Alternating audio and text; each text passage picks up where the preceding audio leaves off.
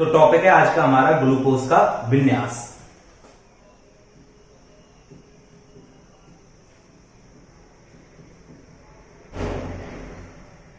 देखो, ग्लूकोज का विन्यास क्या होता है।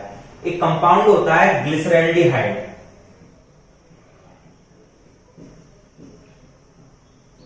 ग्लिसरैल्डिहाइड क्या फॉर्मूला होता है इसका, तो मैं इसकी स्ट्रक्चर बना रहा हूं और CH2OH। ठीक है, ये आपका ग्लिसरैल्डिहाइड है। और मैं इसका यदि एक दर्पण प्रतिबिंब बना दूं, यानी बीच में एक दर्पण लगा दूं, तो दर्पण लगाने पर इसका जो मिरर इमेज बनेगी वो कुछ इस तरह से होगी। ये OH जो पास दिखाई दे रहा है ये इधर आ जाएगा, इधर H और नीचे CH2OH। अब ये मत कहना कि मिरर इमेज में ये भी घूम जाना चाहिए, इतना चलेगा।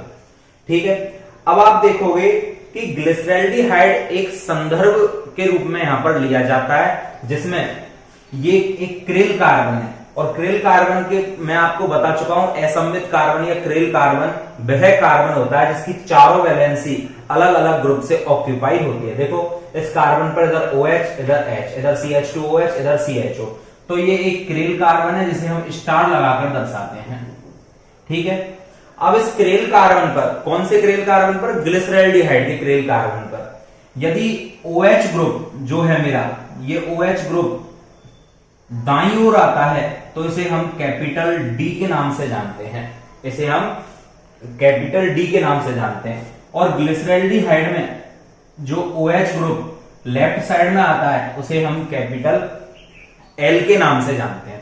ठीक है, अब किसी भी कंपाउंड में, चाहे वो ग्लूकोज हो या कोई भी कार्बोहाइड्रेट हो, उस कार्बोहाइड्रेट में अंतिम कायरल कार्बन यदि ग्लिसरैल्डिहाइड के सापेक्ष जैसा भी होगा, हम उसे वही नाम प्रदान करेंगे।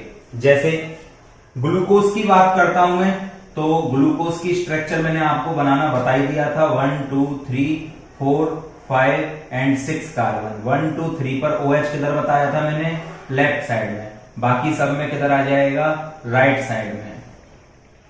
ठीक है, और बैलेंसी को कंप्लीट करने के लिए आप क्या लगा दोगे, हाइड्रोजन एटम सभी जगह लगा दोगे। ठीक है, यहां पर कितने आ जाएंगे, 2 हाइड्रोजन एटम आपके। अब आप देखोगे ध्यान से कि ये मेरा अंतिम क्रेल कार्बन है। देखो, इधर OH, इधर H, इधर CH2 और ये पूरा ग्रुप आपका अलग। तो ये भी कार्बन आपका क्या हो चुका है, क्रेल कार्बन हो चुका है। अब इस क्रेल कार्बन को आप ध्यान से देखोगे कि इसका अंतिम क्रेल कार्बन मैं यहां से यहां तक ले लेता हूं। और जब मैं इसे यहां से यहां तक लेता हूं तो आप देखोगे ग्लिसरैल्डिहाइड के सापेक्ष ये वाला किधर है, राइट साइड में। तो इसे मैं कैपिटल D नाम दूंगा। और जो ग्लूकोज होता है वो आपका दक्षिण ध्रुवन घूर्णक होता है, स्मॉल d या प्लस से इसे रिप्रेजेंट किया जाता है। तो मैं यहां पर इस पर प्लस साइन लगा दूंगा और इसका नाम क्या होता है आपका, ग्लूकोज। तो ग्लूकोज एक्चुअली D+ ग्लूकोज के नाम से जाना जाता है। और कार्बोहाइड्रेटों का कैपिटल D और कैपिटल L नामकरण ग्लिसरैल्डिहाइड के सापेक्ष किया जाता है। यदि वो ग्लिसरैल्डिहाइड के सापेक्ष राइट साइड में है तो D, और इस जैसा है तो L नोमेनक्लेचर उसका दिया जाता है। कैपिटल D और कैपिटल L का स्मॉल d स्मॉल l से कोई लेना देना नहीं होता है। ये अणु की स्मॉल d और स्मॉल l जो है ये अणु की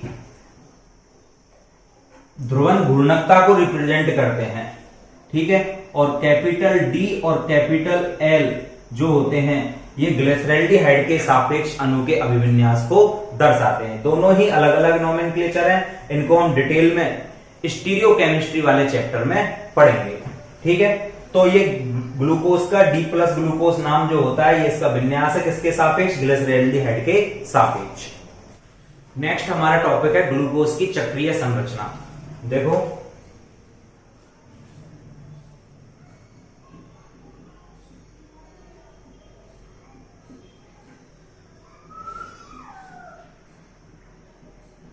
ग्लूकोज की जो चक्रीय संरचना होती है, ये ग्लूकोज की चक्रीय संरचना का प्रस्ताव कैसे आया, तो उस बारे में बात करते हैं। देखो, सबसे पहली बात मेरे पास स्ट्रक्चर होती है ग्लूकोज की, CHO 1 2 3 4 5 एंड 6।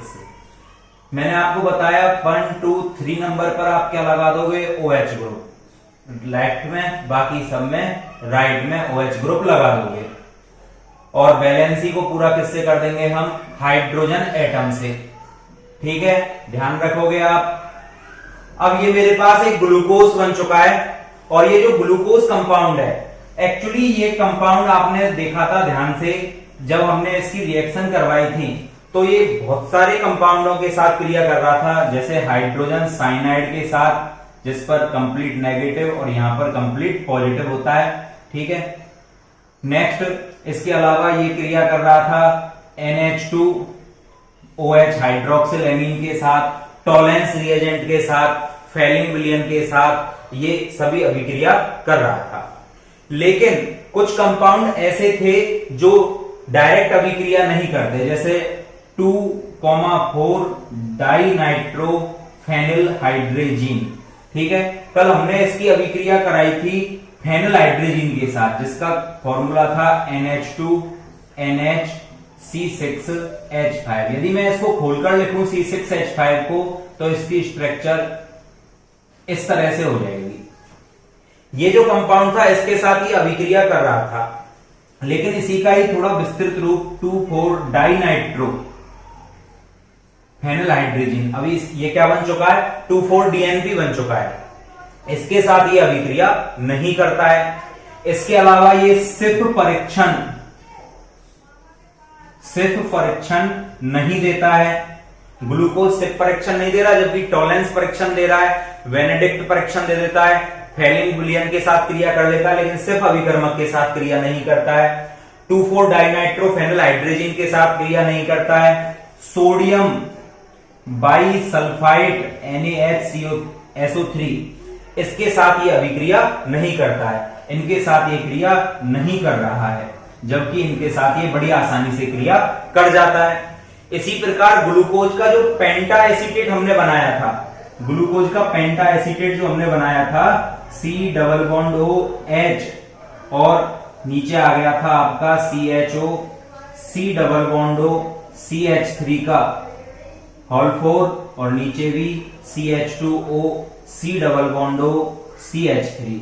ये ग्लूकोज पेंटा एसीटेट हमने कल बना लिया था 5 OH समूहों की पुष्टि करने के लिए।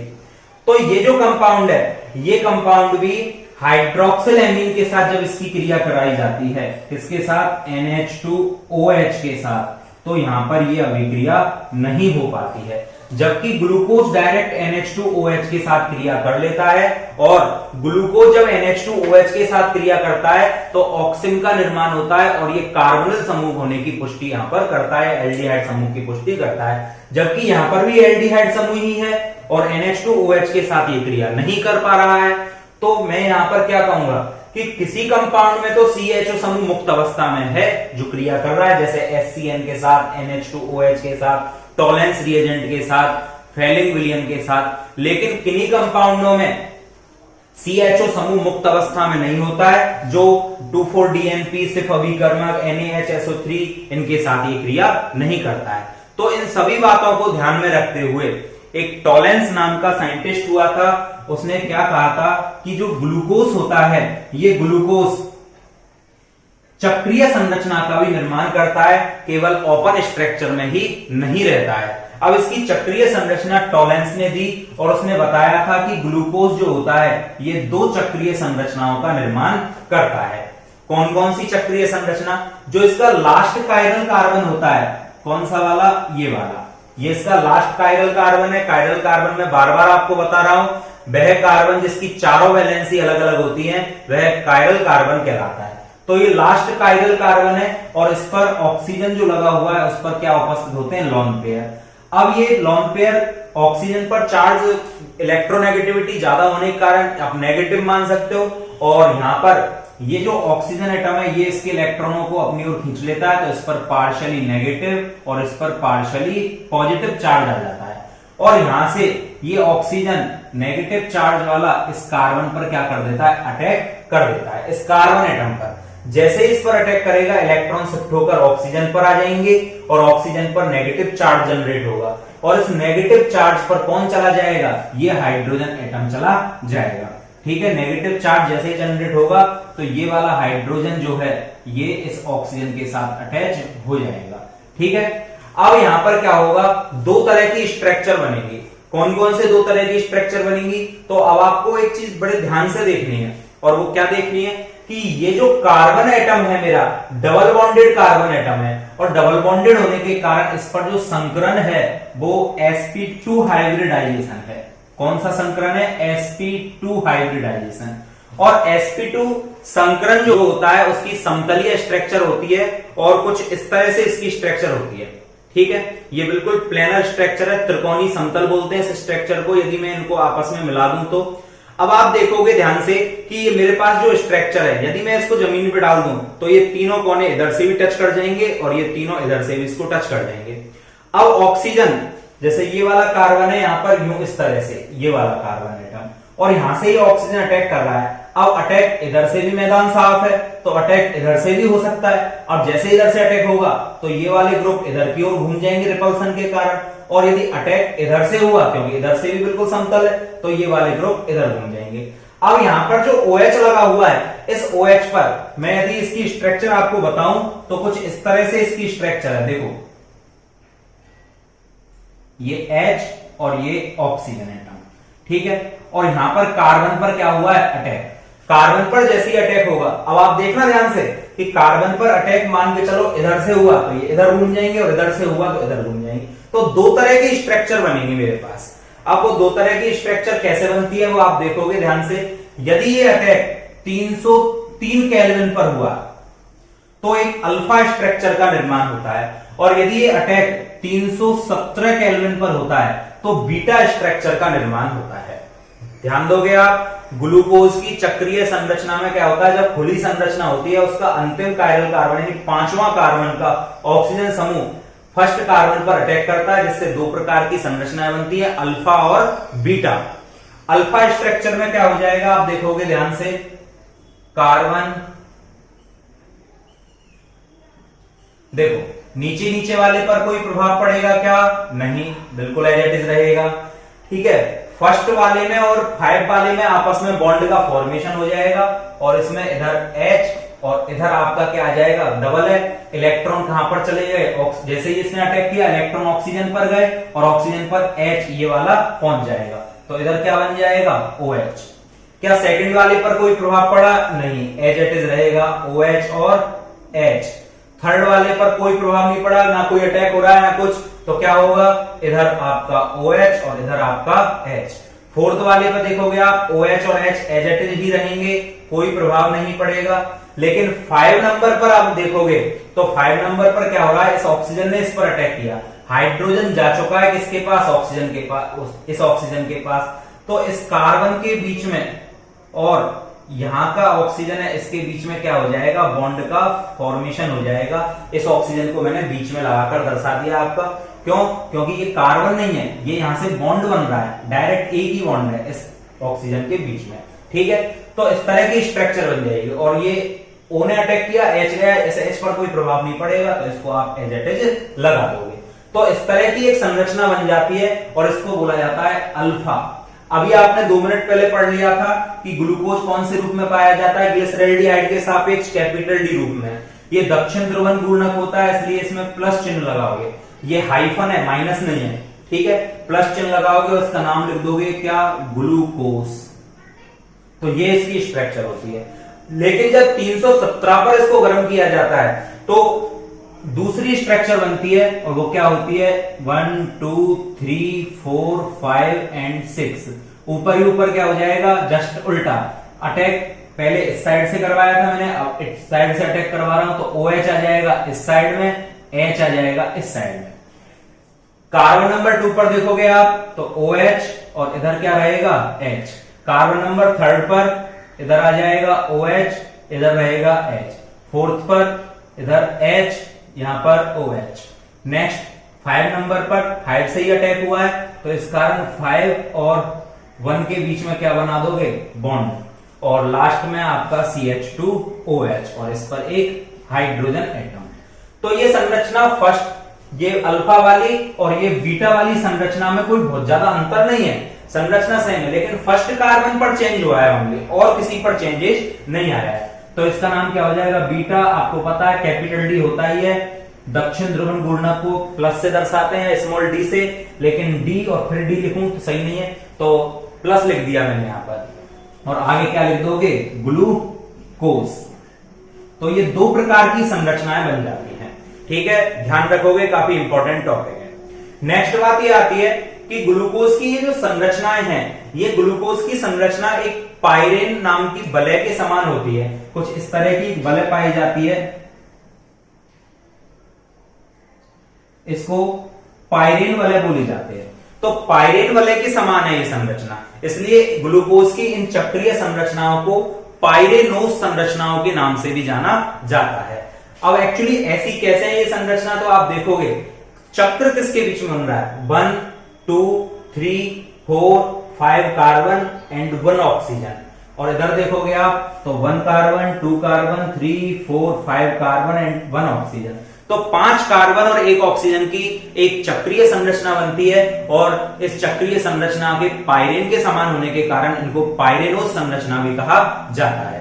तो इसकी अब चक्रीय संरचना बनाते हैं, जो कि हावर्ड नाम के एक साइंटिस्ट ने बनाई थी, इस कारण इनको हावर्ड संरचना के नाम से भी जाना जाता है। तो देखो इसकी चक्रीय संरचना क्या बनेगी।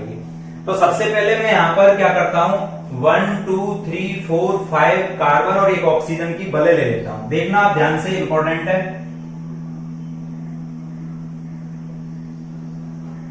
ये मैंने क्या किया, ऑक्सीजन 1 2 3 4 5 कार्बन और 1 ऑक्सीजन, क्लियर है। अब ये मेरे पास ये वाला ऑक्सीजन हो गया, इसको मैं कार्बन नंबर 1 देता हूं, ये 1 नंबर कार्बन है, ये 2 नंबर, ये 3 नंबर, ये 4 और ये मेरे पास 5 नंबर कार्बन है, ठीक है। ये जो कार्बन एटम है मेरे पास, अब 5 वाला ये हो गया, और 5 से ऑक्सीजन और 1 से ऑक्सीजन अटैच है, 1 और 5 के बीच में। और ये जो 6 नंबर का कार्बन है, कौन सा, ये वाला, ये तो रिंग में है ही नहीं, ये बाहर की साइड होगा, तो इसको मैं ऊपर अलग से लगा देता हूं, CH2OH, क्लियर है यहां तक, कोई प्रॉब्लम, ध्यान से देखो। नेक्स्ट आप देखोगे 1 नंबर कार्बन जो है, 1 नंबर कार्बन पर OH ग्रुप किधर लगे हुए हैं, आप ध्यान से देखोगे तो ये OH ग्रुप, दूसरा, तीसरा, 3 OH ग्रुप राइट साइड में है और 1 OH ग्रुप मेरा लेफ्ट साइड में है। तो जो मेरे पास राइट साइड वाले हैं OH, उनको तो मैं लगाऊंगा नीचे कार्बनों पर, और जो लेफ्ट साइड में है उसको मैं लगाऊंगा ऊपर की साइड। तो देखो कैसे लगाओगे आप, फर्स्ट नंबर के कार्बन पर देखोगे OH किधर है, राइट साइड, ये वाले जो आएंगे ये सब नीचे जाएंगे, और ये वाले जो आएंगे ये सब ऊपर, ठीक है। तो फर्स्ट नंबर के कार्बन पर मैं OH लगा रहा हूं, आप ध्यान से देखोगे, देखो OH नीचे। सेकंड नंबर पर आप देखोगे OH किधर आ रहा है आपका, नीचे ही आएगा क्योंकि वो राइट साइड में है। थर्ड नंबर पर लेफ्ट में, लेफ्ट वाला कहां पर लगाओगे आप, ऊपर। फोर्थ नंबर पर OH फिर राइट में आ गया, राइट वाला कहां लगाओगे, नीचे। बचे हुए क्या है, हाइड्रोजन, जो बैलेंसी को पूरा कर रहे हैं। तो देखो ये हाइड्रोजन, ये हाइड्रोजन, यहां पर हाइड्रोजन, यहां हाइड्रोजन, और इस पर भी एक हाइड्रोजन लगा हुआ है, ये वाला। भाई कार्बन नंबर 5 पर एक तो ये ग्रुप है और एक हाइड्रोजन है, तो एक हाइड्रोजन और एक ये ग्रुप हो गया। इसको भी आप क्या बोलोगे, अल्फा डी प्लस ग्लूकोज, ये इसका नाम हो जाएगा। ग्लूकोज की बीटा संरचना, इसको हम चक्रीय संरचना बनाते हैं। तो देखो सबसे पहले आप पाइरेन लाइक स्ट्रक्चर बनाओगे, 5 कार्बन 1 ऑक्सीजन की, यहां पर बैलेंसी को कंप्लीट कर दोगे। अब आपको पता है, देखो मैं आपको एक डायरेक्ट तरीका बताता हूं इसको बनाने का, कि आप ये देख लो पहले कि लेफ्ट साइड में कौन है और राइट साइड में कौन है। राइट साइड वाले कम होते हैं, उनको पहले लगा दिया करो आप। ये 5 नंबर पर CH2OH तो हमेशा ऊपर ही लगेगा, तो इसको तो आप डायरेक्ट ही लिख दिया करो, ठीक है। सबसे पहला काम ये है। फिर इसके अलावा देखो OH 1 नंबर कार्बन पर OH किधर है, लेफ्ट में, और 3 नंबर पर OH लेफ्ट में, बाकी सब H है। तो आप 1 पर और 3 पर OH को ऊपर लगा दो। अब आपके पास केवल काम इतना रह गया है कि OH हमेशा कहां आएगा, नीचे बचा हुआ, ठीक है। तो इस पर तो आ चुका है, यहां पर OH नीचे, इस पर आ चुका है, यहां पर OH नीचे, और अब बैलेंसी पूरी करनी है तो क्या लगाओगे, केवल और केवल हाइड्रोजन एटम, ठीक है। मैं आपको एक डायरेक्ट तरीका बताता हूं देखो बनाने का। सबसे पहले आप इस तरह की एक स्ट्रक्चर बनाओगे, पायरीन स्ट्रक्चर। वैलेंसी को कंप्लीट करने के लिए लगाओगे और ऊपर ही ऊपर क्या लगा दोगे, CH2OH। अब आपको हमेशा पता है, चाहे आपकी अल्फा स्ट्रक्चर है चाहे आपकी बीटा स्ट्रक्चर है, दोनों ही स्ट्रक्चरों में जो कार्बन नंबर 1 है उस पर चेंजेज आ रहा है, बाकी पूरी स्ट्रक्चर बिल्कुल सेम है। और तीसरे कार्बन पर हमेशा OH किधर आता है, लेफ्ट में। लेफ्ट वाला हमेशा ऊपर, राइट वाले नीचे। तो आप 1 2 3 में OH हमेशा कहां लगाओगे, ऊपर। अब आपको अल्फा बनाना है तो आपको याद होना चाहिए कि अल्फा में OH इधर होता है, बीटा में OH इधर होता है, इधर वाले सब ऊपर। तो यदि बीटा बना रहे हो तो यहां पर OH और अल्फा बना रहे हो तो यहां पर OH, बस याद ये रखना है। जैसे अल्फा बना रहे हो तो OH इधर, बाकी सब में तो नीचे ही आएंगे अल्फा में तो। और वैलेंसी पूरा करोगे तो क्या हो जाएगा, ये। और यदि आप बीटा बना रहे हो तो OH की जगह यहां पर H कर दोगे और यहां पर क्या कर दोगे, OH, ये आपकी बीटा हो गई। तो इसको बनाना बहुत ही सिंपल काम है, बस आपको एक बार ध्यान ये दे लेना है कि राइट साइड वाले जितने भी हैं वो सब नीचे और लेफ्ट साइड वाले जो है वो ऊपर हमको लिखने हैं। ठीक है, ये बात आपको याद रखनी है। तो नेक्स्ट बात ये आती है कि ये हमारी ग्लूकोज की कौन सी संरचना हो चुकी है, इसका नाम है बीटा डी प्लस ग्लूकोज, ये आपका बन चुका है। ठीक है, बीटा डी प्लस ग्लूकोज इसको हम कहेंगे। अब देखो दोनों संरचनाओं में एक कॉमन बात यह है कि जो संरचना नंबर 1 है अल्फा वाली, इसका जो मेल्टिंग पॉइंट होता है, इसका मेल्टिंग पॉइंट जो होता है वो होता है आपका 419 केल्विन। और जो बीटा वाली संरचना है इसका मेल्टिंग पॉइंट जो है वो होता है आपका 423 केल्विन। तो इससे यहां पर ये बात समझ में आ जाती है कि मेल्टिंग पॉइंट यदि मेरा डिफरेंट आ रहा है, मेल्टिंग पॉइंट यदि ये डिफरेंट है तो इसका मतलब ये हुआ कि ये दोनों ही स्ट्रक्चर बिल्कुल डिफरेंट है। ठीक है, अच्छा अब बात ये आती है कि ग्लूकोज जो है वो आपका कौन कौन से कंपाउंडों से क्रिया नहीं कर रहा था, NaH, सोडियम हाइड्रोजन सल्फाइड के साथ। इसके अलावा ये आपका 2,4 DNP के साथ, 2,4 डाइनाइट्रोफेनिल हाइड्रोजीन के साथ क्रिया नहीं कर रहा था। इसका पेंटा एसीटेट हाइड्रोक्सिल एमीन के साथ क्रिया नहीं कर रहा था। तो टॉलेंस के द्वारा क्या बताया गया था कि ग्लूकोज जो होता है जब इनके साथ या बड़े समूहों के साथ क्रिया करता है तो उस समय वो चक्रीय रूप में रहता है। कौन से रूप में रहता है, साइकिल फॉर्म में रहता है। और जब वो साइकिल फॉर्म में होता है तो उस समय जो कार्बन नंबर 1 है मेरा, ये कार्बन नंबर 1, ये कार्बन नंबर 1 जो आपका है ये घिरा हुआ है, ये CHO समूह के रूप में नहीं है, एल्डिहाइड रूप में नहीं है। और जब ये मुक्त अवस्था में या स्वतंत्र अवस्था में नहीं है तो इनसे ये क्रिया नहीं करता है। लेकिन जब ये क्रिया करता है किसके साथ, HCN हाइड्रोजन साइनाइड के साथ, NH2OH के साथ, टॉलेंस रिएजेंट के साथ, फेलिंग विलियन के साथ, तो ये स्वतंत्र अवस्था में खुली हुई संरचना में रहता है और वहां पर CHO समूह पाया जाता है जिससे इनके साथ रिएक्ट कर जाता है। अर्थात छोटे कंपाउंडों के साथ ये मुक्त अवस्था में यानी खुली हुई अवस्था में रहता है और बड़े कंपाउंडों के साथ जब ये क्रिया करता है तो ये चक्रीय संरचना में कन्वर्ट हो जाता है। तो इस कारण ये इनके साथ क्रिया नहीं करता है। और इन्हीं बातों से ये सिद्ध हुआ था कि ग्लूकोज केवल एक खुली हुई संरचना में ही नहीं पाया जाता, यह चक्रीय संरचनाओं का निर्माण भी करता है। ये चक्रीय संरचनाएं कहलाती हैं और इन संरचनाओं को हावर्थ संरचना के नाम से जाना जाता है। हावर्थ संरचना के नाम से इनको जाना जाता है। ठीक है, नेक्स्ट बात ये आती है कि ग्लूकोज की जो ये संरचनाएं हैं ये परिवर्ती ध्रुवण घूर्णकता भी प्रदर्शित करती हैं। अब ये क्या चीज आ गई परिवर्ती ध्रुवण घूर्णकता, तो देखो आप, ये ग्लूकोज है, ये ग्लूकोज जो स्वतंत्र अवस्था में पाया जाता है या साम्य अवस्था में जिस रूप में पाया जाता है नॉर्मल, इसका देखो प्लस चिन्ह लगाया मैंने। प्लस चिन्ह किस बात को दर्शाता है ये मैंने आपको पहले ही बता दिया। प्लस का मतलब होता है स्मॉल डी और माइनस का मतलब होता है आपका स्मॉल एल।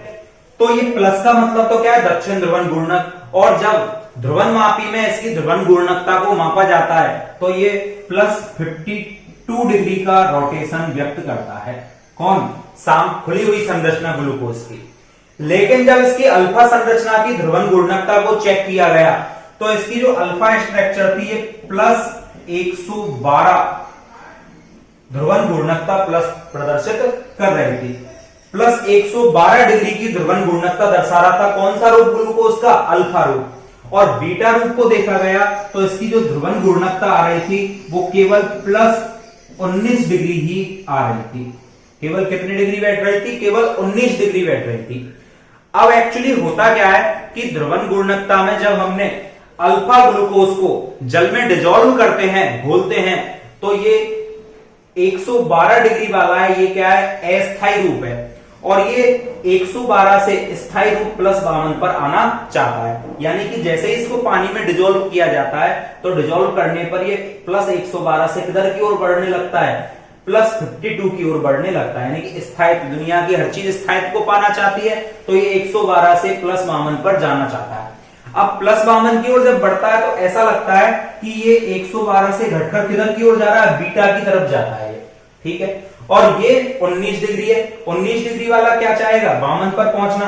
तो जैसे ही इसको डिसॉल्व करेंगे तो ये ऐसा लगता है कि 52 की ओर भाग रहा है, तो ये अल्फा की ओर भाग रहा है। तो ऐसा प्रतीत होता है कि जो अल्फा स्ट्रक्चर है ये जाना चाहती है किधर, बीटा की ओर, और बीटा स्ट्रक्चर है वो जाना चाहती है किधर, अल्फा की ओर। एक्चुअली जाना कहां पर चाहते हैं ये, प्लस 52 को प्राप्त करने के लिए, ठीक है, स्टेबल कॉन्फ़िगरेशन को लेने के लिए। लेकिन ऐसा लगता है कि प्लस 12 से घटकर उधर जा रहा है और 19 से घटकर इधर बढ़कर इधर आ रहा है। तो इस स्थिति में ऐसा लगता है कि अपनी ध्रुवन घूर्णकता को समय के साथ चेंज करते चले जाते हैं। और जब ध्रुवन घूर्णकता समय के साथ चेंज होती है तो इसी को परिवर्ती ध्रुवन घूर्णकता कहा जाता है। तो ग्लूकोज में परिवर्ती ध्रुवन घूर्णकता पाई जाती है। ये टाइम के अकॉर्डिंग अपनी ध्रुवन घूर्णकता को चेंज करते रहते हैं। और ग्लूकोज का जो अल्फा रूप है ये नेचर में 36% पाया जाता है। मतलब ये कितने परसेंट रहता है, 36% अल्फा रूप स्टेबल रहता है। और जो बीटा रूप है ये 63.5% इस रूप में रहता है। और जो आपका स्वतंत्र रूप है, इसका साम्यावस्था वाला रूप है, ये केवल 0.5% इस रूप में ये पाया जाता है, ठीक है। ये साम्यावस्था स्थिति है इसकी कि 36, ये 63.5 बीटा रूप और 0.5% आपका स्वतंत्र अवस्था वाला रूप नेचर में पाया जाता है। तो ये ग्लूकोज का विन्यास होता है आपका, और ग्लूकोज की चक्रीय संरचना होती है ये, और इन संरचनाओं को बोला जाता है ग्लूकोज की हार्वर्ड संरचना। और ग्लूकोज की हार्वर्ड संरचना आप पर आनी चाहिए, आगे पूरे चैप्टर में हमें ये संरचनाएं काम आएंगी, ठीक है। तो अब यहां पर नेक्स्ट एक टर्म और आती है, एनोमरी कार्बन। देखो एनोमरी कार्बन क्या होता है,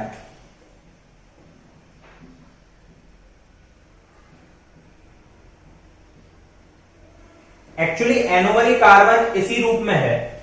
देखो अल्फा संरचना और बीटा संरचना जो हमने पढ़ी है, इन दोनों संरचनाओं में आप फर्स्ट देखो, यहां से यहां तक के कंप्लीट स्ट्रक्चर को देखो, आप इस स्ट्रक्चर को और यहां से इस स्ट्रक्चर को, ये दोनों ही स्ट्रक्चर कार्बन संख्या 2 से 6 तक बिल्कुल एक समान है, लेकिन कार्बन संख्या 1 पर दोनों स्ट्रक्चर डिफरेंट है, और इसी कारण हमने इनको अल्फा और बीटा अलग अलग नाम दिए हैं। अब कार्बन संख्या 1 जो खुली हुई संरचना में हम देखें तो ये क्रेल नहीं है। क्यों? क्योंकि क्रेल की शर्त होती है चारों वैलेंसी अलग अलग होनी चाहिए, जबकि यहां पर 2 वैलेंसियों को अकेला ऑक्सीजन ऑक्यूपाई कर रहा है डबल बॉन्ड के कारण। जबकि यहां पर हम देखें कार्बन नंबर 1 को, तो आप ध्यान से देखोगे कि इस साइड में कार्बन नंबर 1 पर कौन लगा हुआ है, हाइड्रोक्साइड, इधर हाइड्रोजन एटम, इधर आपका कंप्लीट ये ग्रुप, और इस कार्बन से कौन जुड़ा हुआ है, आपका ऑक्सीजन।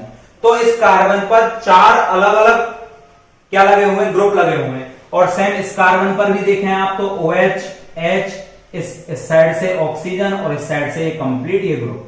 तो इधर भी 4 अलग अलग ग्रुप है, इधर भी 4 अलग अलग ग्रुप है। और इसका मतलब ये वाला कार्बन अब क्या हो चुका है, ये सम्मित से असम्मित हो चुका है, यानी कि क्रेल बन चुका है। तो ये कार्बन क्या बन चुका है, आपका क्रेल बन चुका है। और जिसमें क्रेल कार्बन पाया जाता है वहां पर समावयवता आ जाती है ऑप्टिकली, ठीक है। तो इसका मतलब क्या हुआ कि कार्बन नंबर 1 जो है, ये कार्बन नंबर 1 सम्मित से असम्मिति की ओर जा रहा है, यानी कि उसमें चारों ग्रुप अलग अलग हो रहे हैं, क्रेल हो गया वो। और क्रेल होने के कारण ये अल्फा और बीटा दोनों डिफरेंट हो गए। अब कार्बन नंबर 1 अल्फा वाला और कार्बन नंबर 1 बीटा वाला, क्या ये दोनों एक दूसरे के मिरर इमेज हैं? तो कार्बन नंबर 1 तो मिरर इमेज कह सकते हो आप कि OH इसमें इधर है तो उसमें इधर दिख रहा है, बीच में दर्पण, लेकिन मिरर इमेज एक कार्बन की नहीं कंप्लीट की बननी चाहिए थी। तो मैं कहूं कि alpha D plus glucose complete beta D plus glucose का मिरर इमेज है? नहीं। जैसे ये OH इधर दिख रहा है तो अगले में इधर दिखना चाहिए था 2 नंबर पर, जबकि इसमें इधर ही दिख रहा है, तो ये दोनों मिरर इमेज तो नहीं है। तो मिरर इमेज नहीं है तो ऐसी स्थिति में इनको प्रकाशिक समावयवी एक दूसरे के नहीं बोला जा सकता है, लेकिन इनको एनेंशियोमर नहीं कह सकते एक दूसरे के। एनेंशियोमर वे कंपाउंड होते हैं जो एक दूसरे के दर्पण प्रतिबिंब होते हैं और सेम मॉलिक्यूलर फॉर्मूला होता है। तो मॉलिक्यूलर फॉर्मूला तो सेम है, अनुसूत्र तो दोनों के सेम है, लेकिन एक दूसरे के दर्पण प्रतिबिंब नहीं है, तो ये एनेंशियोमर नहीं है आपस में। ठीक है, एनेंशियोमर मतलब हिंदी में दर्पण प्रतिबिंब नहीं है, लेकिन ये आपस में एक दूसरे से बिल्कुल डिफरेंट है और मॉलिक्यूलर फॉर्मूला सेम है, तो समावयवी तो है। समावयवता होती क्या है? जब मॉलिक्यूलर फॉर्मूला सेम और त्रिबिंब में स्ट्रक्चर डिफरेंट तो वो समावयवी हो जाते हैं। तो स्ट्रक्चर डिफरेंट है, मॉलिक्यूलर फॉर्मूला सेम है, तो ये समावयवी तो है, और इस कारण इनको एनोमर समावयवी कहा जाता है। क्या बोला जाता है इनको? एनोमर समावयवी। ये आपस में एक दूसरे के एनोमर आइसोमर है। ठीक है, और कार्बन नंबर 1 के कारण डिफरेंट उत्पन्न हुआ है, इस कारण कार्बन संख्या 1 को ही हम एनोमरी कार्बन, कार्बन संख्या 1 को ही क्या कहा जाता है? एनोमरी कार्बन कहा जाता है। ठीक है, तो ग्लूकोज की चक्रीय संरचनाओं में अल्फा और बीटा में जो कार्बन संख्या 1 होता है उसको एनोमरी कार्बन कहते हैं। कार्बन संख्या 1 के कारण ही दोनों ग्रुप डिफरेंट होते हैं, इस कारण कार्बन संख्या 1 से ये दोनों ग्रुप समावयवी बन जाते हैं। दोनों समावयवियों को एनोमर समावयवी बोला जाता है और उस कार्बन को एनोमर कार्बन कहा जाता है। ठीक है, तो आज की क्लास में हमने ग्लूकोज की चक्रीय संरचना, ग्लूकोज की हार्वर्ड संरचना, ग्लूकोज में परिवर्तित ध्रुवण घूर्णकता के बारे में जानकारी प्राप्त की। नेक्स्ट क्लास में हम फ्रक्टोज के बारे में पढ़ेंगे। आज की क्लास में इतना ही। Thank you.